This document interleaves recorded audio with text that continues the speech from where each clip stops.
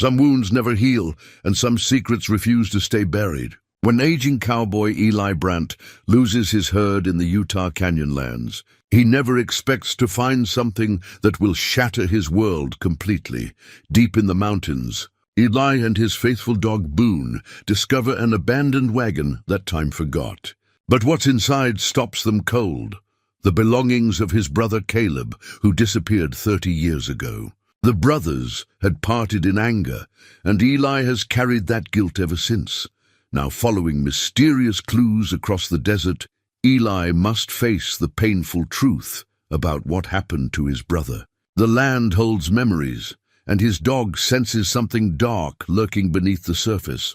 But what terrible secret has been hiding in these mountains for 3 decades? Before we jump back in, tell us where you're tuning in from. And if this story touches you, make sure you're subscribed, because tomorrow I've saved something extra special for you.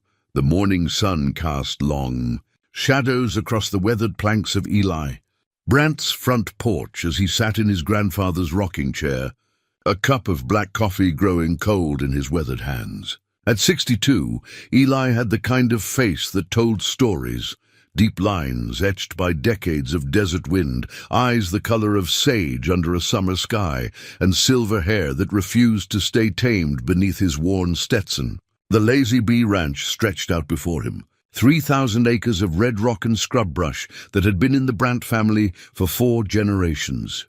Boone, his 12-year-old blue heeler, lay at his feet with the patient dignity that comes with age and countless shared miles. The dog's coat had gone gray around the muzzle, and his once bright eyes now held the cloudy film of advancing years, but his ears still perked at every distant sound. They were 2 old-timers keeping each other company in the quiet hours before dawn broke fully over the canyon rim. Eli reached down and scratched behind Boone's ears, earning a contented sigh from his companion. "Another day, old boy," he murmured, though his voice carried the weight of routine rather than enthusiasm. Since his wife Sarah had passed 5 years ago, the ranch felt too big, too quiet. The cattle still needed tending.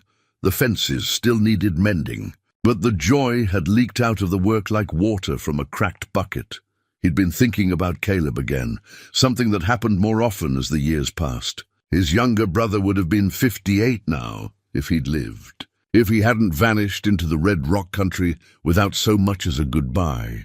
Eli's jaw tightened as he remembered their last conversation, the harsh words that had driven a wedge between them that death had made permanent. The brothers had been inseparable once. Born 3 years apart, they'd grown up wild and free on this same stretch of land, learning to ride before they could properly walk, tracking deer through the canyons, swimming in the hidden pools that formed after summer storms. Their father, Big Jim Brandt, had raised them with a firm hand and an open heart, teaching them that a man's word was his bond and that family came before everything else. Caleb had always been the dreamer, the one with his head in the clouds and poetry in his soul, while Eli focused on the practical matters of ranch life, fixing machinery, calculating feed costs, planning grazing rotations. Caleb would disappear for hours with a book or his sketchpad, returning with stories about hidden caves or unusual rock formations he'd discovered in his wanderings. "That boy's got the wandering sickness," their father used to say with affection. "Good thing you're here to keep his feet on the ground, Eli." And Eli had taken that responsibility seriously, perhaps too seriously. As the older brother, he'd felt the weight of family expectations. When their parents died in a car accident when Eli was 25 and Caleb 22, it was Eli who took over the ranch operations, Eli who handled the legal matters, Eli who made the hard decisions about money and land and livestock. Caleb had stayed for a while, working alongside his brother with genuine effort but obvious restlessness. He'd talk about traveling, about seeing the world beyond the canyon walls, about maybe going to college or trying his hand at writing. Eli had listened with growing impatience, unable to understand how Caleb could even consider leaving the land that had been their inheritance, their birthright. The tension had built slowly, like pressure in a steam boiler. Small disagreements about ranch management escalated into arguments about responsibility and commitment. Eli saw Caleb's dreams as childish fantasies that threatened the family legacy. Caleb saw Eli's dedication as narrow-minded stubbornness that would trap them both in a life too small for their potential. The breaking point had come on a bitter February morning 30 years ago. Caleb had announced his intention to sell his half of the ranch and use the money to fund his travels. The argument that followed had been vicious and final, both brothers saying things that couldn't be taken back. "You're running away," Eli had accused, his voice cold with betrayal. "Just like you always do when things get difficult." "Dad would be ashamed." Caleb's face had gone white, then red with anger. "And you're so afraid of change that you'd rather die in the same place you were born than risk actually living. You think holding onto this land makes you a man, but all it makes you is a prisoner." "Then get out," Eli had said, the words coming out harder and more final than he'd intended. "Sell your half to me and get out. But don't come crawling back when the world chews you up and spits you out." Caleb had stared at him for a long moment, something dying in his eyes. "You know what, Eli? I won't come back. Ever. You can have your precious ranch all to yourself." Those had been the last words they'd spoken to each other. Within a week, Caleb had completed the legal paperwork, sold his share of the Lazy Bee to Eli, and disappeared into the vast expanse of the American West. For the first few years, there had been occasional postcards, a picture of the Grand Canyon, a view of the Pacific coast, a snapshot of a mountain town in Colorado, but never with a return address, never with more than a brief "doing well" "C" scrawled on the back. Then even the postcards had stopped coming. Eli had told himself he didn't care. He'd thrown himself into ranch work with renewed determination, building the Lazy Bee into one of the most successful operations in the region. He'd married Sarah, a schoolteacher from town who understood his quiet ways and loved the land almost as much as he did. They'd built a good life together, even if children had never come to bless their union. But in the quiet moments, especially after Sarah's death, Eli found himself wondering what had become of his brother. Was Caleb still alive? Had he found the adventure he'd been seeking? Did he ever think about home, about the ranch, about the brother he'd left behind? The questions had grown sharper with age, tinged with regret that Eli was finally old enough to acknowledge. He'd been young and proud and afraid of losing the only life he'd ever known. Caleb had been young and restless and desperate to find his place in the world. Maybe they'd both been right in their own ways. Maybe they'd both been terribly wrong. Now, sitting on the porch with dawn breaking over the canyon rim, Eli felt the familiar ache of unfinished business. Boone stirred at his feet, lifting his graying head to look toward the distant mountains where the last stars were fading into blue sky. "Come on, boy," Eli said, setting down his coffee cup and rising from the rocking chair with the careful movements of a man whose joints had logged too many miles in the saddle. "Those cattle won't gather themselves." The day's work was supposed to be routine, moving the herd from the winter pasture to fresh grazing land in the high country.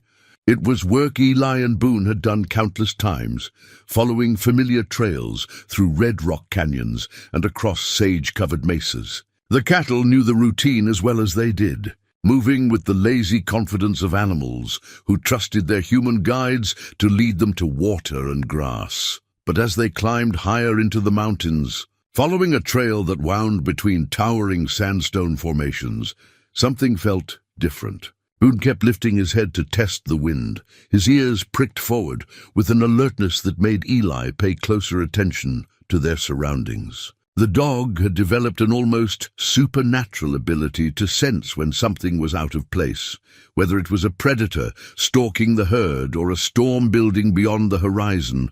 "What is it, boy?"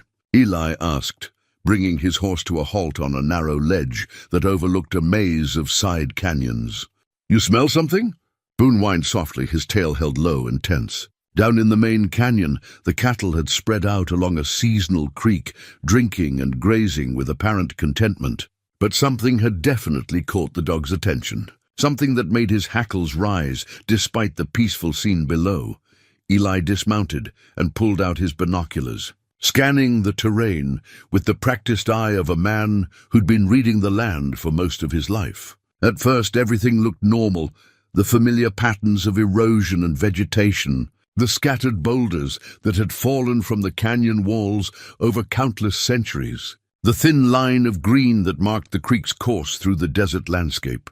Then he saw it, a dark smudge against the red rock, partially hidden by a stand of juniper trees. At this distance, it could have been anything, a shadow, a rock formation, maybe even a cluster of dead trees. But something about its shape nagged at him, a geometric regularity that didn't belong in this wild place. "Well, I'll be damned," he muttered, adjusting the focus on his binoculars. "Boone, I think we've got ourselves a mystery." The object was definitely man-made, the remains of a wagon by the look of it, though what it was doing in this remote canyon was anybody's guess. The nearest road was miles away, and the terrain was far too rough for any normal wagon travel. Yet there it sat, listing to one side like a ship run aground on a reef of red stone. Eli felt a strange stirring in his chest, a mixture of curiosity and unease that he couldn't quite explain. In all his years of riding these canyons, he'd never seen anything like it. The wagon looked old, decades old at least, its wooden sides weathered grey by sun and wind. Whatever story it had to tell, it had been keeping its secrets for a very long time. He whistled softly to Boone, who bounded up the rocks to his side with surprising agility for his age. "What do you think, old friend? Worth a closer look?" The dog's tail had stopped wagging, but his eyes were bright with interest. Whatever he was sensing down in that canyon, it was something important, something that deserved investigation. Eli made his decision with the quick practicality that had served him well for 6 decades. The cattle were settled for the afternoon, and they knew their way home if something happened to delay his return. Boone needed the exercise, and Eli needed the distraction from his own thoughts. Most importantly, he needed to know what secrets that abandoned wagon might hold. In a life that had grown increasingly predictable with age, the promise of mystery was too tempting to ignore.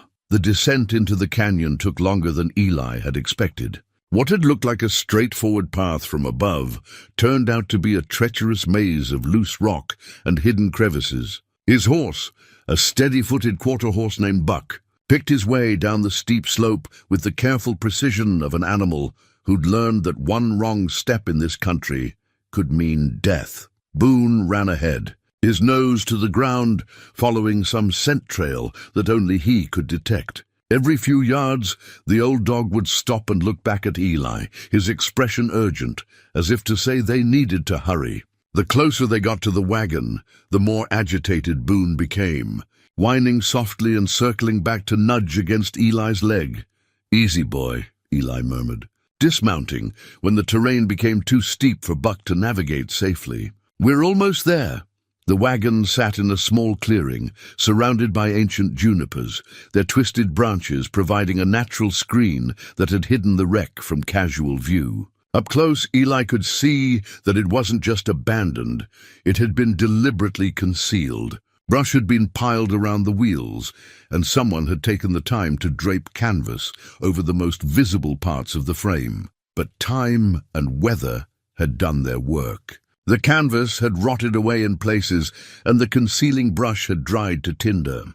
What remained was a skeleton of weathered wood and rusted iron. Listing heavily to one side, where the left rear wheel had collapsed into a tangle of splintered spokes, Eli approached cautiously, his boots crunching on the thick carpet of juniper needles that covered the ground. Something about the scene felt wrong, though he couldn't put his finger on exactly what. Maybe it was the way the shadows fell across the clearing, or the unnatural silence that seemed to press down from the canyon walls. Even the ever-present wind had died, to barely a whisper. Boone had stopped his anxious circling, and now sat perfectly still about 10 feet from the wagon, his ears flat against his head, and his tail tucked low. The dog was clearly frightened, but he wasn't backing away. Instead, he seemed to be standing guard, protecting Eli from whatever danger he sensed in the wreckage. "What's got you spooked, old friend?" Eli asked, kneeling beside the dog and running his hand along Boone's trembling flanks. It's just an old wagon. Can't hurt anybody now. But as he stood and walked closer to the wreck, Eli began to understand his companion's unease. There was something profoundly disturbing about the scene, something that went beyond simple abandonment. The wagon hadn't been left here by accident or circumstance. It had been hidden, deliberately and carefully, by someone who desperately wanted to keep its contents secret. The back of the wagon was covered by a canvas tarp that had somehow survived the decades better than the rest of the covering. Eli hesitated for a moment, his hand hovering over the rope that held the tarp in place. Part of him wanted to walk away, to leave this mystery buried where someone had obviously intended it to stay. But a larger part, the part that had always needed to know, to understand, to solve the puzzles that life presented, compelled him forward. He untied the rope with fingers that shook slightly from more than just the mountain cold. The canvas fell away with a whisper, revealing a collection of objects that made his heart stop in his chest. A leather saddle, hand-tooled with a distinctive pattern of desert roses that Eli recognized immediately. A pair of worn chaps, the kind that cowboys wore for hard riding through rough country. A wooden box that had once held ammunition, now serving as a makeshift chest for smaller items. And lying on top of everything else, as if it had been placed there deliberately for someone to find. A water-damaged leather journal bound with a strip of rawhide. Eli's hands trembled as he reached for the journal. Though he already knew what he would find written on the first page in his brother's familiar handwriting, property of Caleb James Brandt. Jesus. Mary and Joseph, he whispered, the words coming out like a prayer or a curse. Caleb! The journal fell open in his hands to a page near the middle, the ink faded but still legible. His brother's voice seemed to speak to him across 30 years of silence. February 15th. Another fight with Eli today. Worse than usual. He thinks I'm running away from responsibility, but he doesn't understand that I'm running toward something. There's a whole world out there beyond these canyon walls, and I'm dying a little more each day, trying to pretend that this ranch is enough for me. Maybe it would be different if he could see that loving this land doesn't have to mean being trapped by it. Maybe it would be different if I could make him understand that there are different ways to honor what Dad left us. Eli closed the journal with a snap, unable to read any more. The guilt that he'd carried for 30 years crashed over him like a flash flood, washing away all the careful justifications he'd built up over the decades. Caleb hadn't just left, he'd been driven away. Driven away by his older brother's stubborn inability to understand that people could love the same thing in different ways. But why was the journal here, in this hidden wagon? And where was Caleb himself? Eli forced himself to examine the rest of the wagon's contents with methodical care, though his mind was reeling from the implications of what he'd already found. The saddle and chaps confirmed what the journal had already told him. These were definitely Caleb's belongings. But there were other items too, things that suggested his brother hadn't been traveling alone. A second saddle, smaller and more delicately made, clearly intended for a woman. A child's wooden toy horse, carved with the kind of loving attention to detail that spoke of hours spent whittling by firelight. And tucked into a corner of the ammunition box, a small bundle wrapped in oiled cloth that had protected its contents from the worst of the weather. With shaking fingers, Eli unwrapped the bundle to reveal a faded photograph and a folded piece of paper. The photograph showed Caleb standing next to a beautiful dark-haired woman, his arm around her waist in a gesture of obvious affection. The woman was pregnant, her condition clearly visible despite the loose-fitting dress she wore. Standing beside them was a young boy, maybe 8 or 9 years old, who bore such a strong resemblance to Caleb that he could only be family. Eli turned the photograph over and found an inscription in his brother's handwriting, Maria, Miguel, and me. June 1995. New family, new life, new hope. June 1995. Just 4 months after Caleb had left the ranch in anger and bitterness. 4 months after their final argument. His brother had found love, had found the family that the Lazy Bee Ranch had never been able to provide, had found the new beginning that Eli's harsh words had driven him to seek. The folded paper was a letter, addressed to my dear brother Eli in Caleb's careful script. Eli's hands shook as he unfolded it, afraid of what message his brother might have left for him. Eli, if you're reading this, then something has gone terribly wrong. I hope to God that day never comes, but a man in my situation has to prepare for the worst. I know you think I ran away like a coward, and maybe you're right. But I ran toward something too, toward love, toward family, toward a chance to be the man I was meant to be instead of the man you thought I should be. Her name is Maria Sandoval, and she's the most beautiful woman I've ever seen, inside and out. The boy is Miguel, her son from a previous relationship, but he's become like my own. We're going to have a baby, Eli. I'm going to be a father. I wish I could share this joy with you, but I know you wouldn't understand. You never understood that a man can love more than one thing at a time. We're heading north toward Colorado, where Maria has family who can help us start over. I know I should have told you about them, should have brought them home to meet you, but after our fight, I didn't think you'd welcome them. I was probably wrong about that. I was wrong about a lot of things. If something happens to us, if we don't make it to Colorado, I want you to know that I forgave you long ago for the things you said. I even understood them in my way. You were afraid of losing the ranch, afraid of losing me, afraid of being alone with all that responsibility. But brother, you could never lose me. Not really. Blood is thicker than anger, and love is stronger than pride. I hope someday you'll find a woman who makes you as happy as Maria makes me. I hope someday you'll understand that there's room in a man's heart for many kinds of love. And I hope someday we'll sit on Dad's porch again and laugh about how foolish we both were when we were young. Your loving brother, Caleb P.S. If you find this letter, it means you also found the wagon. Look for Maria's locket. She never takes it off. And if it's here with her other things, then you'll know we didn't abandon this place by choice. We were running from something, Eli, something dangerous. Be careful! Eli read the letter twice before the words fully penetrated the fog of shock and grief that had settled over his mind.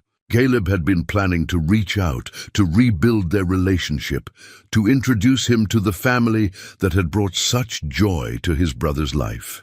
And something had stopped him, something dangerous enough to make a young man hide his most precious possessions in a remote canyon and write a letter that read like a final goodbye.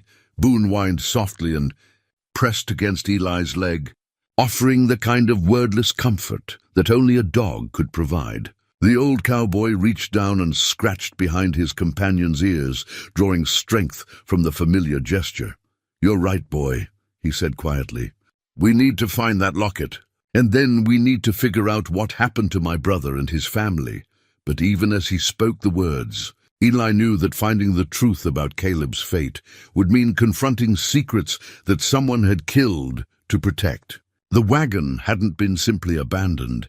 It had been deliberately hidden by people who never wanted its contents to be found. Now, 30 years later, an aging cowboy and his faithful dog had stumbled onto a mystery that promised to shatter everything Eli thought he knew about his brother's disappearance. The question was whether they were strong enough to survive. Learning the truth, the sun was directly overhead when Eli finally forced himself to step back from the wagon and think methodically about what he'd discovered. Caleb's letter had mentioned Maria's locket, and if it was here among the hidden belongings, it would confirm his brother's worst fears about what had happened to them. Boone had been pacing in ever-widening circles around the clearing, his nose pressed to the ground as he followed scent trails that only he could detect. Suddenly the old dog stopped near a cluster of boulders, about 20 feet from the wagon, whining and pawing at the rocky ground with increasing urgency. "What is it, boy?" Eli called, grateful for any distraction from the weight of his brother's letter. "You find something?" The dog looked back at him with an expression of such clear intelligence that it never failed to amaze Eli, even after 12 years of partnership. Boone's message was unmistakable. "Come here, now. This is important." Eli walked over to where Boone was digging, kneeling down to examine the ground more closely. At first glance, it looked like ordinary desert soil, sandy, rocky, scattered with the detritus of countless seasons. But as he brushed away the surface layer, his fingers encountered something that definitely didn't belong. The locket was tarnished almost black with age, but the ornate silver scrollwork was still visible beneath the patina. It was the kind of jewelry that spoke of careful craftsmanship and considerable expense, far too valuable to have been simply dropped and forgotten. Someone had buried it here deliberately, along with whatever secrets it contained. Eli wiped the locket clean with his bandana, revealing the intricate pattern of roses and vines that decorated its surface. It was beautiful work, the kind of heirloom that passed from mother to daughter through generations. His hands trembled slightly as he found the catch and opened it with the gentle pressure of his thumbnail. Inside, protected by the locket's sealed compartment, was a small photograph of a young boy, the same child who had appeared in the family portrait he'd found in the wagon, but several years younger. On the opposite side of the locket, engraved in delicate script, were the words "Para Miguel, con todo mi amor," "Mama," for Miguel, "with all my love, Mama." The boy wasn't just Maria's son. He was the center of her world, the reason she wore this locket close to her heart every day. And if Caleb was right, if Maria never took it off, then finding it buried here could only mean one thing. Eli closed the locket with infinite care and slipped it into his shirt pocket, where it rested against his heart like a lead weight. He had spent 30 years believing that his brother had abandoned their family legacy for a life of selfish adventure. Now he was beginning to understand that Caleb had been building a new kind of legacy, one based on love rather than land, on chosen family rather than inherited obligation, and someone had destroyed it. "Come on, Boone," he said quietly. "Let's see what else this place has to tell us." They spent the next 2 hours conducting a methodical search of the area around the wagon. Boone's superior senses led them to several more discoveries. A child's leather shoe, worn thin and cracked by weather. A woman's hair comb, decorated with small turquoise stones. And most disturbing of all, a patch of ground where the soil had a different color and texture, as if it had been disturbed and then carefully rearranged. Eli didn't want to think about what might be buried beneath that patch of earth. Some truths were too terrible to uncover without proper preparation, and he wasn't ready to face the full implications of what he was beginning to suspect. By mid-afternoon, the cattle had begun their restless movement toward home, and Eli knew he had to make a choice. He could gather the herd and return to the ranch, filing away this discovery as another of life's unsolvable mysteries. Or he could pursue the truth, no matter where it led or what it cost him. The decision, when it came, was surprisingly easy. Caleb had been his brother, his blood, his responsibility. For 30 years, Eli had told himself that Caleb's disappearance was just another example of his younger brother's restless irresponsibility. Now he knew better, and with that knowledge came an obligation that superseded everything else. The cattle knew their way home. They'd been making this trip for years. Eli mounted Buck and whistled for Boone, pointing toward the trail that led out of the canyon. It was time to visit Red Mesa, the closest thing to a real town in this part of the country, and start asking questions that should have been asked 30 years ago. Red Mesa sat in a wide valley between two sandstone bluffs, a collection of weathered buildings that served the scattered ranchers and miners who worked the surrounding country. The town had never been much to look at. A general store, a diner, a gas station, and a handful of houses clustered around the intersection of two dirt roads, but it was the kind of place where people noticed strangers and remembered unusual events. Eli tied Buck to the hitching post outside Rosie's diner and pushed through the screen door with Boone at his heels. The interior was exactly as he remembered from his infrequent visits over the years. Red vinyl booths, a long counter with chrome stools, and walls covered with decades of accumulated photographs and local memorabilia. Rosie Martinez herself was behind the counter, her grey hair pulled back in a practical bun and her dark eyes still sharp despite her 70-odd years. She'd been running the diner since before Eli was born, and she had the kind of memory for faces and stories that made her the unofficial historian of Red Mesa. Well, she said with a smile that transformed her weathered face. Eli Brandt, haven't seen you in town for months. How are you holding up out there on the Lazy Bee? Getting by, Rosie, getting by. Eli slid onto one of the counter stools and accepted the cup of coffee she poured without being asked. Actually, I was hoping you might be able to help me with something. I'm trying to track down some information about my brother Caleb. Rosie's expression grew more serious. Caleb, Lord Eli, I haven't heard that name in years. He left the valley a long time ago, didn't he? Must be going on 30 years now. 30 years exactly. Eli pulled the photograph from his shirt pocket and laid it on the counter between them. I found this picture, and I'm hoping you might recognize the woman and boy. It's dated 1995, right around the time Caleb disappeared. Rosie picked up the photograph and studied it carefully, her eyebrows drawing together in concentration. Well, I'll be damned, she said softly. That's Maria Sandoval. Haven't thought about her in decades. Eli's pulse quickened. You knew her? Knew her? Hell, Eli. She worked right here in this diner for almost 6 months. Sweet girl, but she was running from something or someone. Never talked much about her past, but you could see the fear in her eyes. And that boy of hers, Miguel, he was a good kid. Quiet, polite, always had his nose in a book. What happened to them? Rosie's expression grew troubled. That's the thing, Eli. They just disappeared one day. Left all their belongings in the little apartment they were renting above Peterson's store. Maria's tips from the week before were still in her apron pocket. It was like they just vanished into thin air. When exactly was this? Late summer of '95. Maybe August, early September. I remember because we'd just gotten our first frost, and I was worried about them having enough warm clothes for the boy. Rosie shook her head sadly. Sheriff Morrison investigated, of course, but he said they'd probably just moved on without telling anybody. Said people like that, meaning Mexican people, though he was too much of a politician to say it outright, were naturally unreliable. The mention of Sheriff Morrison sent a chill down Eli's spine. Wade Morrison had been a hard man with a reputation for taking care of problems in his own way, regardless of what the law might say about proper procedure. If he'd been involved in the investigation, Rosie, Eli said carefully, you said Maria was running from something. Do you have any idea what? The older woman glanced around the diner to make sure they weren't being overheard, though the only other customer was an old rancher reading a newspaper in the back booth. There were rumors, she said quietly. Nothing I could prove, you understand. But Maria let slip once that she'd seen something she shouldn't have down in Arizona. Something involving the people she used to work for. What kind of people?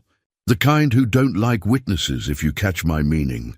Rosie refilled his coffee cup with hands that weren't quite steady. Look, Eli, I don't know what you're digging into here, but you might want to let sleeping dogs lie.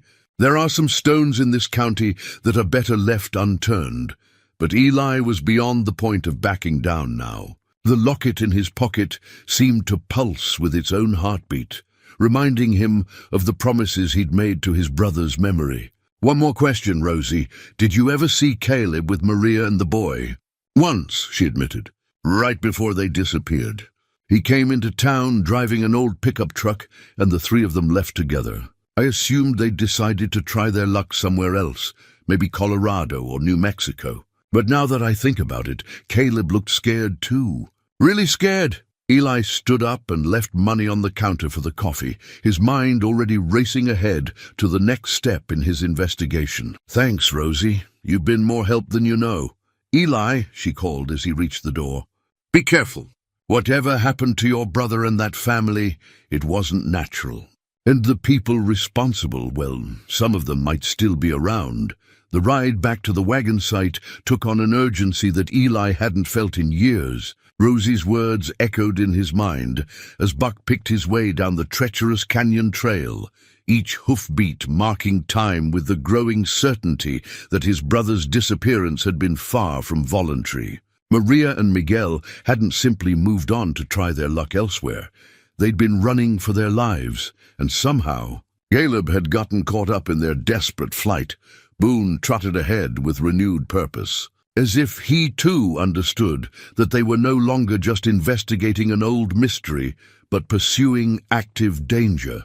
The dog's ears were constantly moving, tracking sounds that Eli's aging hearing couldn't detect, and more than once he stopped to look back toward the trail they'd just traveled. His hackles raised in warning. "You sense them too, don't you, boy?" Eli murmured as they reached the hidden clearing where the wagon sat like a monument to interrupted dreams. Someone's been watching this place, maybe for a long time.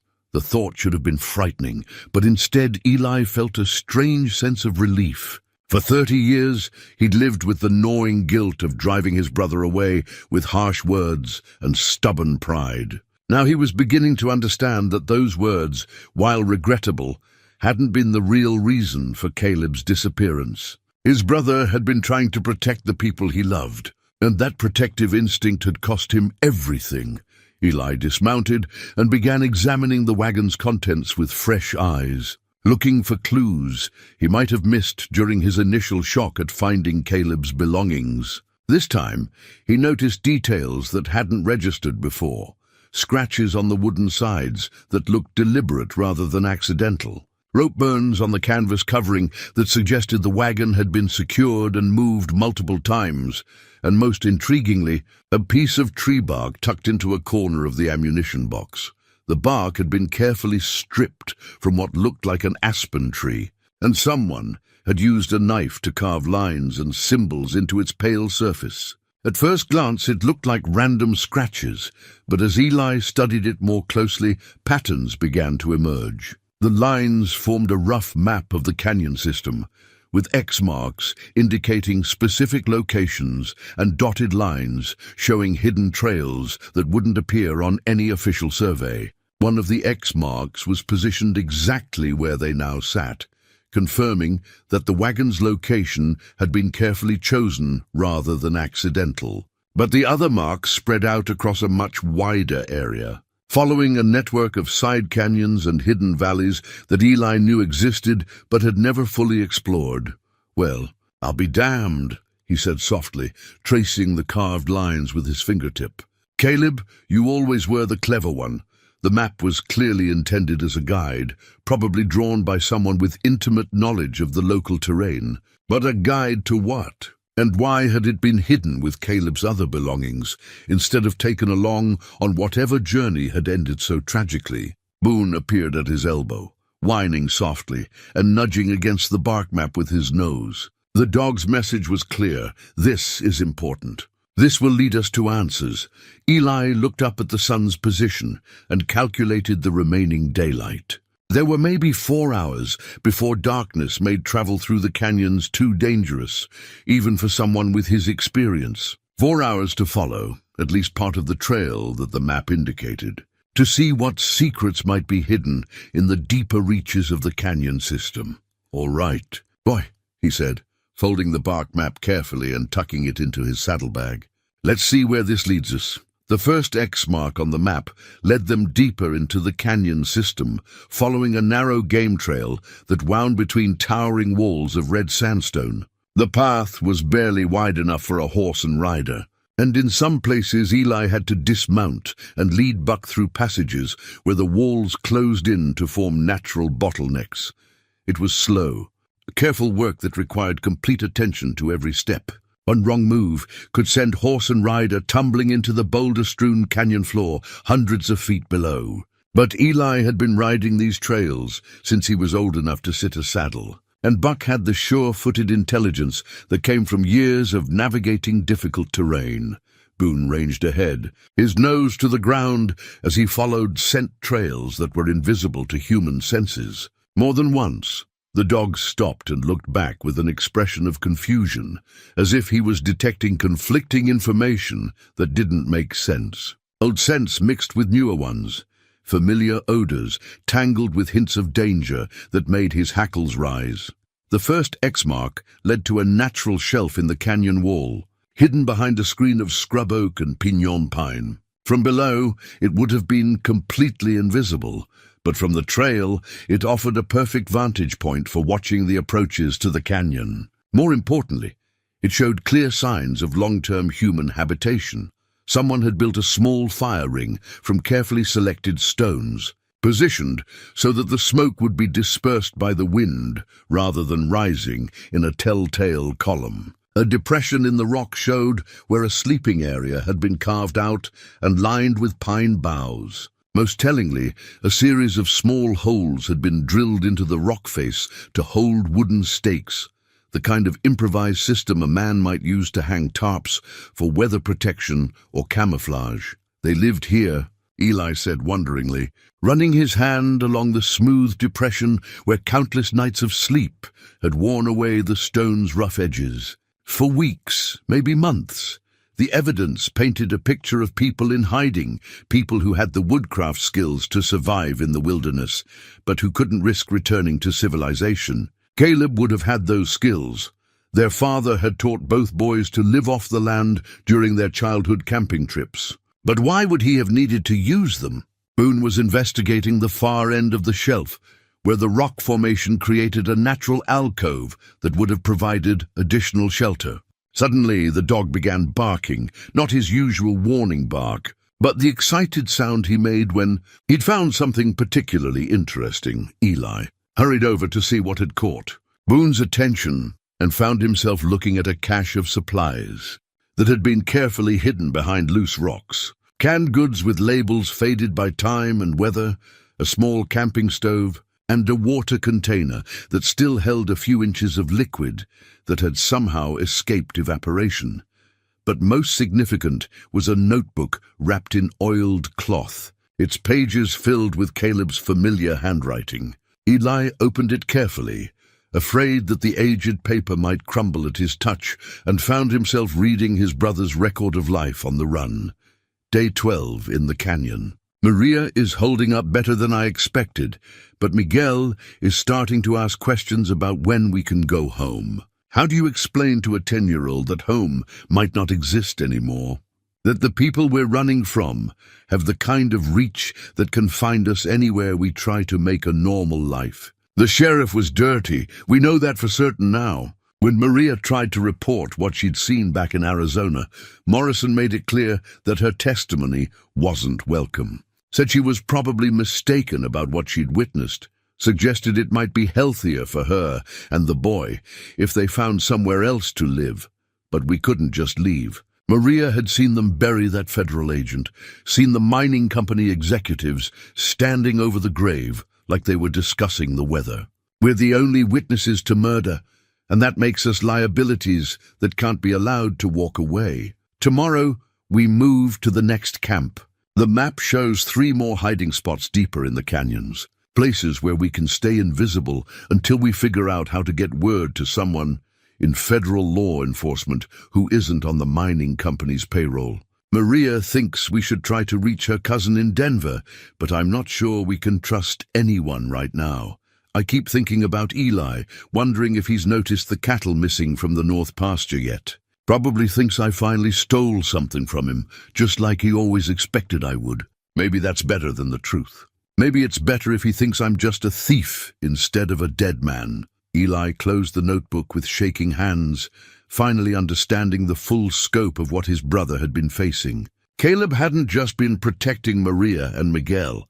He'd been trying to expose a conspiracy that reached from corporate boardrooms to the sheriff's office. And he'd died for it, but died where? And why had this notebook been left behind when they moved to the next hiding place? Boone's low growl interrupted his thoughts, a sound that raised the hair on the back of Eli's neck. The dog was staring toward the canyon mouth, his body tense and ready for flight or fight. Something was out there, something that didn't belong in this remote wilderness. Eli moved quickly to the edge of the shelf and pulled out his binoculars, scanning the trail they'd just traveled. At first, he saw nothing unusual, just the familiar landscape of red rock and sparse vegetation that had remained unchanged for centuries. Then a glint of reflected light caught his eye. Coming from a position that offered a clear view of their current location, someone was watching them. Someone with equipment sophisticated enough to track their movements from a considerable distance. And if they were being watched now, that meant their investigation had attracted the attention of people who preferred to keep the past buried. Time to go. Boone, Eli said quietly, gathering up the notebook and map while keeping one eye on the distant watcher. We've learned enough for one day. But as they prepared to leave the hidden campsite, Eli couldn't shake the feeling that they were already too late. 30 years after Caleb's death, the same forces that had silenced his brother were stirring again. And this time, an aging cowboy and his faithful dog were the ones in the crosshairs. The descent from the hidden campsite required all of Eli's attention, but he couldn't shake the feeling of invisible eyes tracking their every move. Boone stayed close to Buck's hooves, no longer ranging ahead as he usually did, his body language broadcasting the same tension that Eli felt in his own shoulders. They were being hunted, and the hunters had a significant advantage in both numbers and modern equipment. But Eli had something his pursuers lacked: intimate knowledge of country that had been his playground, his workplace, and his sanctuary for more than 6 decades. If it came to a test of wilderness survival, he was confident that age and experience would triumph over youth and technology. The second X mark on Caleb's bark map led to a narrow slot canyon that Eli remembered exploring as a boy. The entrance was so well hidden that you could ride past it a dozen times without noticing the gap in the rock wall. Inside, the canyon twisted and turned for several hundred yards before opening into a circular chamber that had been carved by thousands of years of flash floods. Eli had to leave Buck at the entrance. The passage was too narrow for a horse, and continue on foot with only Boone for company. The silence inside the slot canyon was profound, broken only by the whisper of wind through the rock formations, and the soft scrape of their footsteps on the sandy floor. The chamber at the end of the passage was exactly as Eli remembered it from his childhood adventures, a natural cathedral with walls that soared toward a narrow slice of sky visible far overhead. But now it held secrets that transformed the magical place of his youth into something darker and more complex. Someone had carved a series of shallow niches into the rock wall, each one carefully sized to hold specific items. Most of the niches were empty now, but one still contained a bundle wrapped in the same kind of oiled cloth that had protected Caleb's notebook. Eli's hands trembled as he unwrapped it, revealing a collection of letters tied together with a faded blue ribbon. The letters were written on paper that had once been white, but had yellowed with age, each one carefully folded and addressed in different handwritings. Some were signed Caleb in his brother's familiar script, while others bore the signature Maria in a more delicate feminine hand. Love letters preserved in this hidden sanctuary, like pressed flowers in a family Bible. Eli hesitated before opening the first letter, knowing that he was about to intrude on the most private moments of his brother's life. But the need to understand what had happened to Caleb and his family overrode his sense of propriety. These letters might contain the key to solving a 30-year-old mystery. The first letter was from Maria to Caleb, dated just 2 weeks after his brother had left the ranch in anger. My dearest Caleb, I cannot stop thinking about our conversation last night. When you told me about your brother, about the argument that drove you away from your home, I saw such pain in your eyes. But I also saw hope, and that gives me courage to write what I have been afraid to say. I love you. I know we have only known each other for a few short weeks, but my heart has never been more certain of anything. You are kind and gentle with Miguel, patient with my fears, and you make me believe that it is possible to build a new life from the ashes of an old one. I must tell you something that may change how you feel about me. I'm carrying a child, your child. I had planned to wait, to be certain of your feelings before sharing this news, but I cannot bear to keep this secret any longer. If you choose to leave, I will understand. A man has the right to choose his own path, and I will not use this baby to trap you into a life you do not want. But if you choose to stay, if you choose to love us both, then I promise you will never regret it. Miguel already asks when Senor Caleb will visit again, and I dream of a future where we are a real family. All my love, Maria. Eli blinked back tears as he folded the letter with infinite care. Maria's words painted a picture of vulnerability and hope that made his brother's response all the more poignant. Caleb's reply, written just 3 days later, revealed the depth of his transformation from angry young man to devoted father-to-be. My beautiful Maria, your letter made me weep with joy. A child, our child. I've walked these canyons for hours, thinking about what kind of father I want to be, what kind of life I want to build for our family. I will not be like my own father, good man though he was, who believed that love was something to be earned through hard work and sacrifice. Our children will know every day that they are cherished, that their dreams matter more than land or cattle or any of the things that men usually kill themselves trying to acquire. We will marry as soon as possible, and I will adopt Miguel legally so that he bears my name and has all the rights of my natural son. He is a fine boy, Maria, and I am honored to help raise him. Together, we will give him the kind of childhood that teaches a boy he can become anything he chooses to be. I have saved enough money to buy us passage to Colorado, where your cousin lives. We can start fresh there, away from the shadows of both our pasts. I will find work. We will rent a small house with a garden where you can grow the flowers you love. And we will build the kind of life that exists only in dreams. I love you more than I ever thought possible to love another person. You and Miguel and our unborn child are my family now, my real family. The family of my heart rather than my blood, forever yours. Caleb, the letters continued for several months, chronicling the development of their relationship and their growing plans for the future. Eli learned that Maria had been working as a housekeeper for a wealthy family in Arizona before fleeing north with Miguel. She'd left that job abruptly after witnessing something that had terrified her. Though the early letters contained only vague references to the bad men and what I saw in the desert, it wasn't until the final letters in the collection that the true nature of Maria's danger became clear. Caleb's handwriting grew increasingly urgent as he described their attempts to evade pursuit. Maria, my darling, we cannot wait any longer.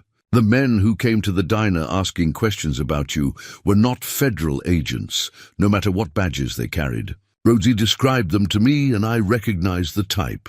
Private security, the kind that mining companies hire when they need problems to disappear permanently. We leave tonight. I have found a place where we can hide while we decide our next move. A system of canyons near my family's ranch where I played as a boy. The land is rough and trackless, impossible to search unless you know exactly where to look. We can survive there for as long as necessary. I have prepared supply caches and marked the locations on a map that I will hide with our other precious things. If something happens to me, if we are separated, follow the map to the caves where I have stored food and water. Wait for me there, and I will find you no matter how long it takes. Do not trust the local sheriff. He is part of this conspiracy, bought and paid for by the same people who want you silenced. Our only hope is to gather enough evidence to take to federal authorities in Denver or Salt Lake City. Men who are beyond the reach of mining company money.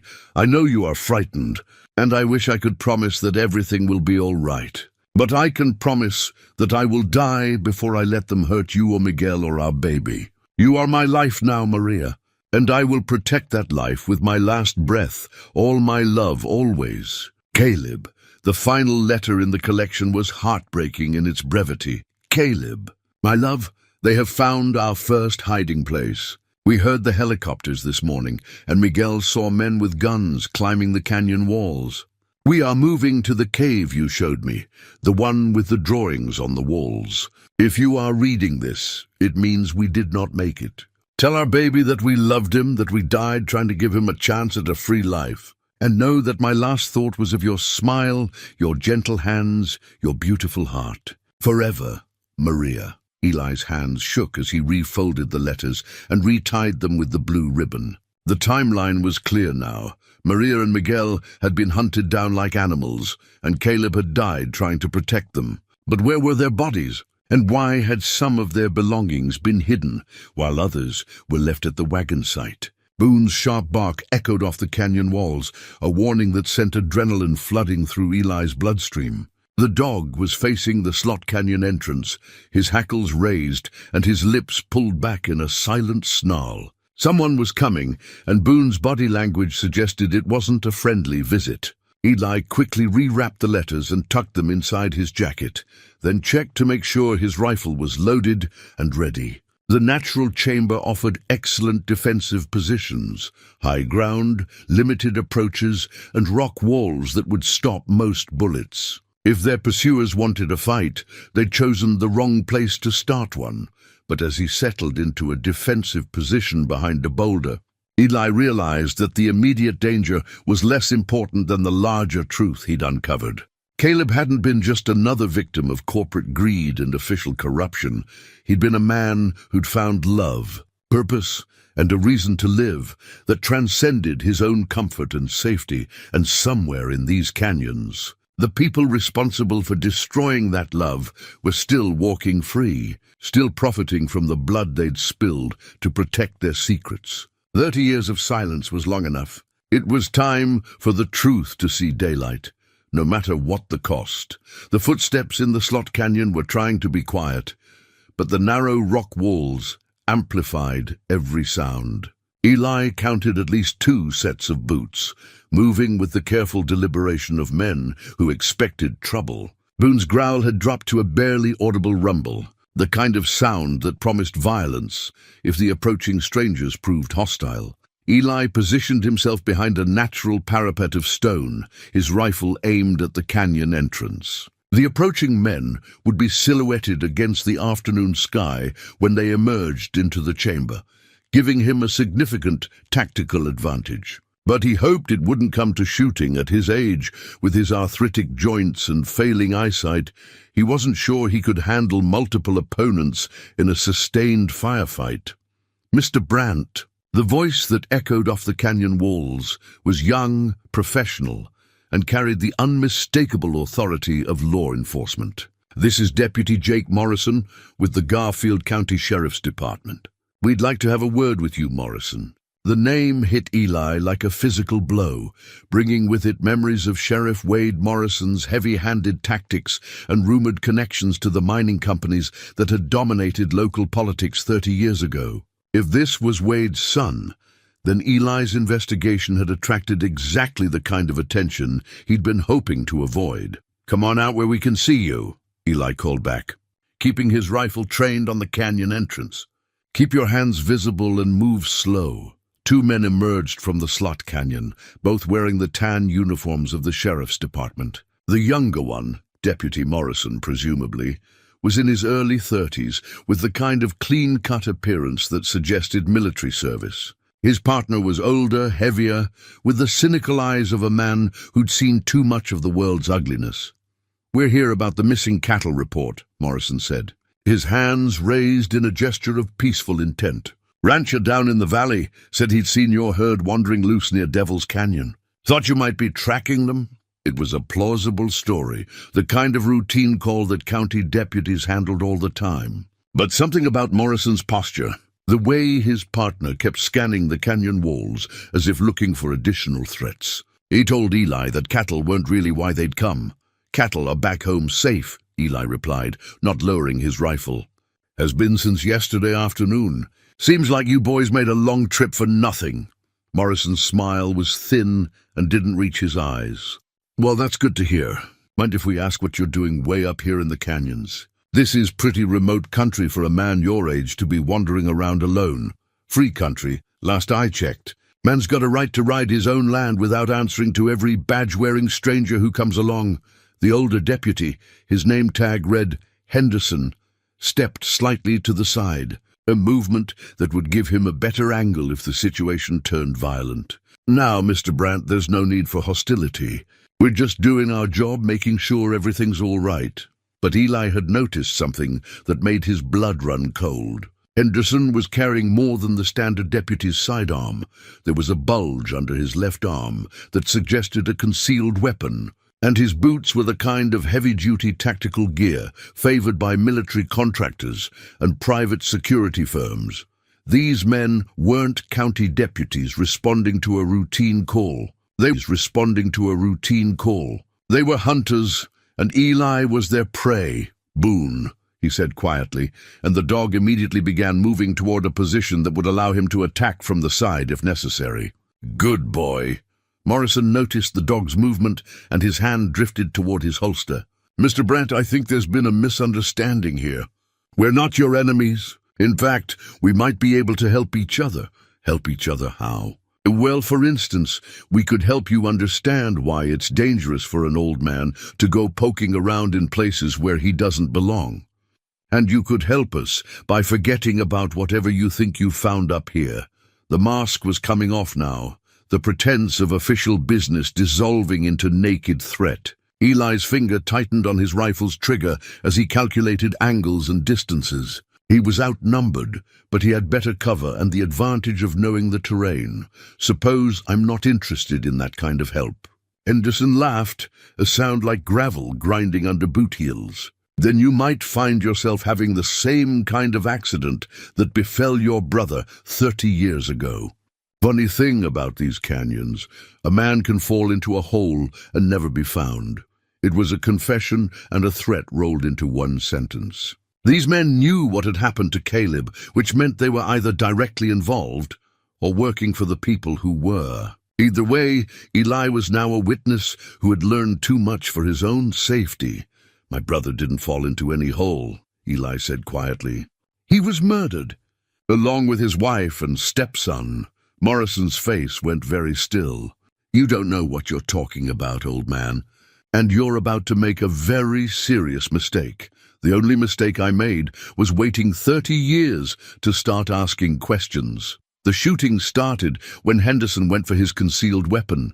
Eli's first shot took the older deputy center mass, spinning him around and dropping him behind a boulder. Morrison drew his sidearm with impressive speed, but Boone was already in motion, launching himself across the chamber in a snarling projectile of teeth and fury. The deputy's shot went wide as 60 pounds of angry dog crashed into his chest, driving him backward toward the canyon wall. Morrison screamed as Boone's jaws found his gun arm, the weapon clattering away across the stone floor.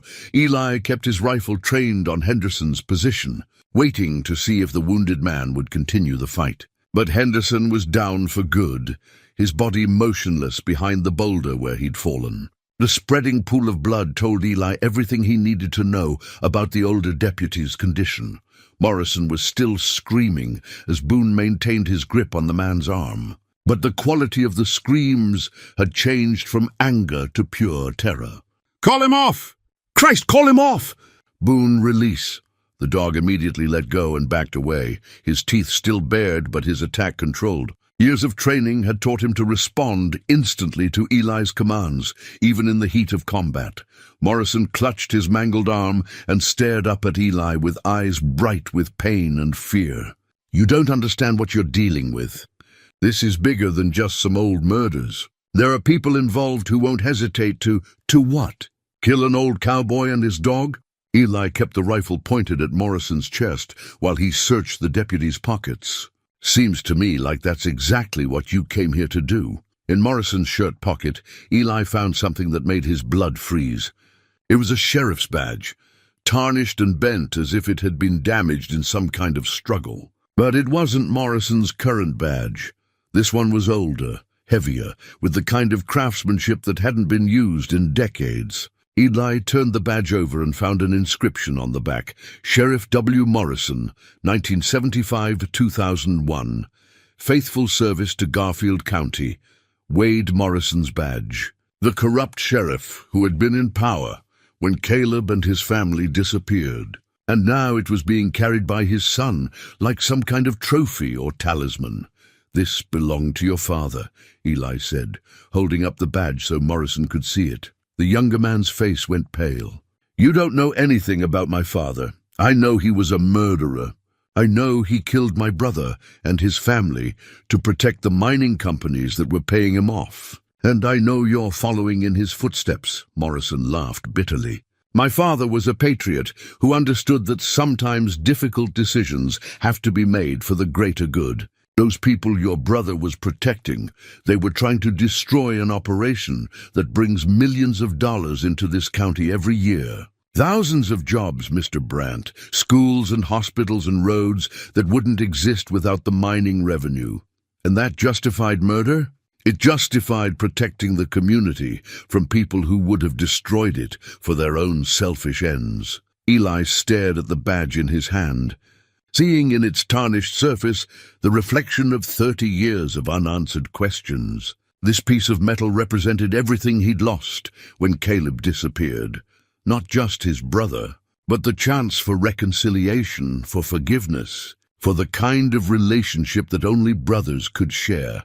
Now he had a choice to make. He could take Morrison prisoner, try to force him to reveal the location of Caleb's remains, and hope that somehow justice could still be served after 3 decades. Or he could walk away, return to his quiet life on the ranch, and let the dead stay buried.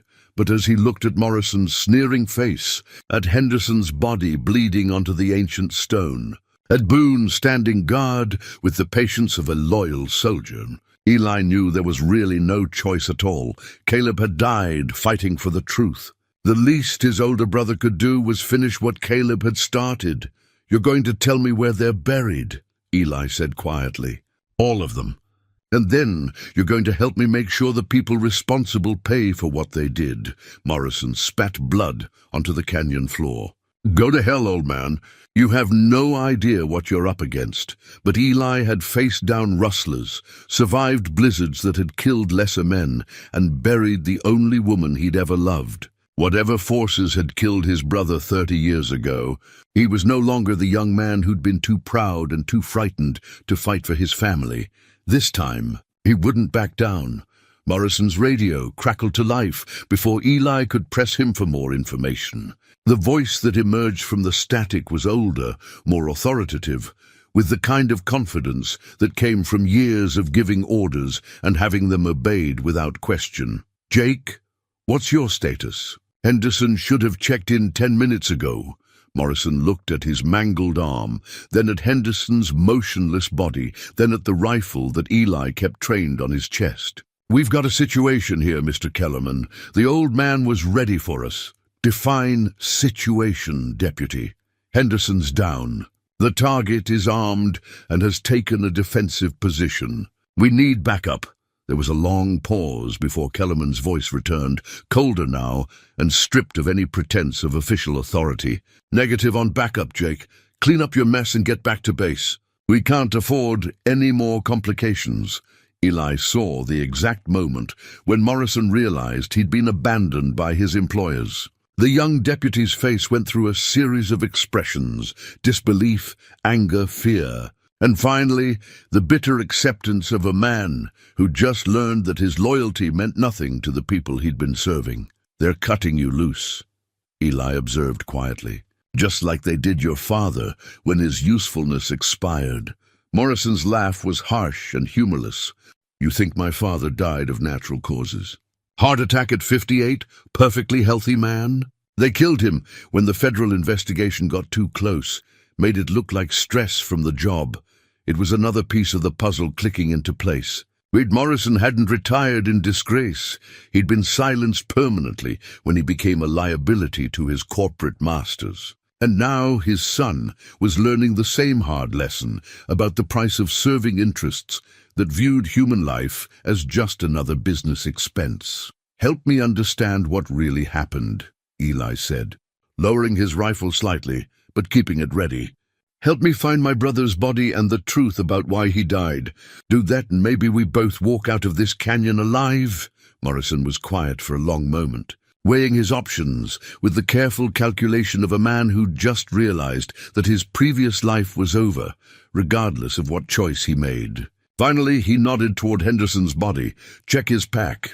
There's something in there that explains everything.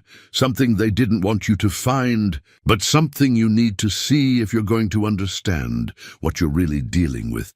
Eli kept one eye on Morrison while he searched through Henderson's equipment. The pack contained the usual law enforcement gear, extra ammunition, first aid supplies, radio batteries.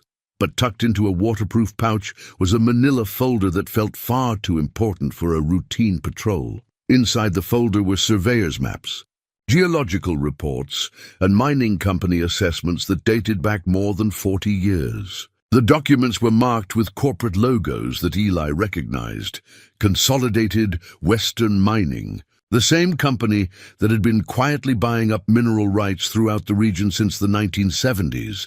But it wasn't just the company name that made his blood run cold. It was the specific plots of land that had been surveyed, assessed, and ultimately targeted for mineral extraction. According to the documents, the entire area where Caleb's wagon had been hidden sat on top of one of the richest uranium deposits ever discovered in the western United States. "Sweet Jesus," Eli breathed, studying the geological maps with growing understanding.